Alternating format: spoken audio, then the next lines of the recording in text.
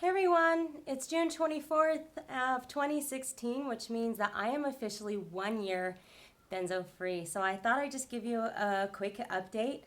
Um, I am doing really well overall. This would actually be considered kind of a bad week for me just because of the time of the month. Sorry, guys.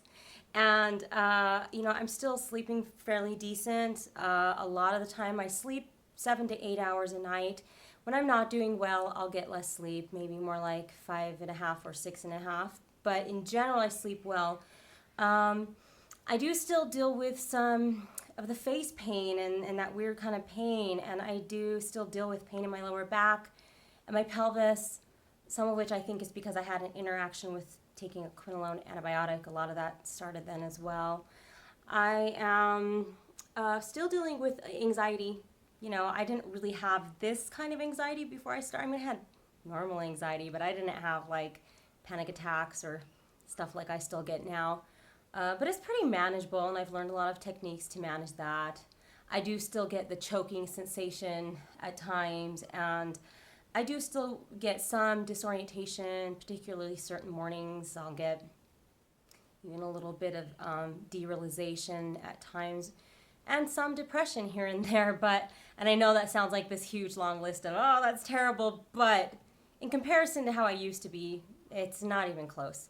I had a couple bad days, again, just this week, because it's one of those weeks for me where I had kind of the looping thoughts, the obsessive thinking, and it was just for a couple nights, and it wasn't even that bad compared to how it used to be. But it was so upsetting to me because in comparison to a normal functioning brain, it was really upsetting to have those kinds of thoughts and have my brain working so abnormally. But I participated in a musical where I sang and danced, and I actually choreographed a couple of the dances, and I performed in it for 3 nights in a row. And I went to practices every week, so that's pretty awesome. And it wasn't easy. It kind of caught up with me, the physicality of it all, but it was just so great to be able to do something that made me feel like me again. I'm taking care of my kids. My son is not doing well. He took an antibiotic, which the FDA just came out last month basically saying that this interaction that he had is a side effect. And my son is currently disabled, so I'm going through kind of this deja vu with him right now where he's disabled after taking a medication and the doctors don't believe you, of course. But we're trying to figure this out. It's really hard, but I'm grateful because I am capable of taking care of my son. I've been able to run him all up and down the valley here to very specialist different doctor's appointments, literally carrying him. He's almost 10, and I'm carrying him up down the stairs and, preparing special meals, special food, going to the store, always buying different special foods to try and accommodate his needs.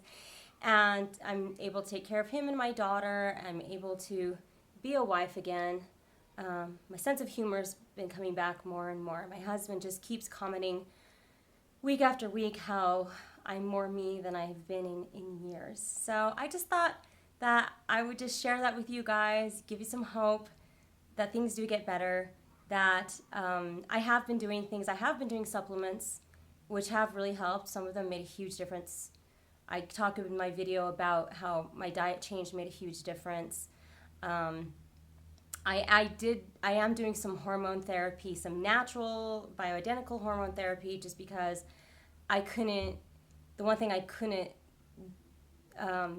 get to normal was my hormone levels just through diet and other things. So that was kind of affecting everything else, and I am doing that. And I'm not saying that's for everybody. I just know that some people are kind of scared of doing it. And I think if you're finished with a taper and you've been off long enough, and if you're working with a good natural practitioner who understands what has happened to your body in going through benzodiazepine withdrawals, I don't think that we need to be as reticent to try the different options that are out there for people who aren't in the thick of benzodiazepine withdrawals.